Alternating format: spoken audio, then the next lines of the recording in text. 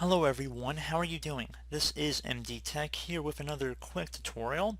In today's tutorial I'm going to show you guys how to hide columns or rows in Microsoft Excel. So this is a very simple tutorial and we're going to jump right into it. So let's say there's a particular cell that we want to hide. So let's say we don't want to show the product column here anymore. We don't want to actually delete it. So in order to hide it, we're just going to right click on the top column letter. So right click on it and then left click on hide. And there you go, guys, and you can see if we went to print it or something, it won't show the hidden column. If you ever wanted to unhide it, just double click in between B and D here, or whatever letters. You can see that it skips over the alphabet, so you know that you have a hidden column in there. So you just would right click in between the two that are not hidden, and then left click on unhide. And the same would go for rows as well. So I'm going to hide, and then I'm going to just right click again and then unhide.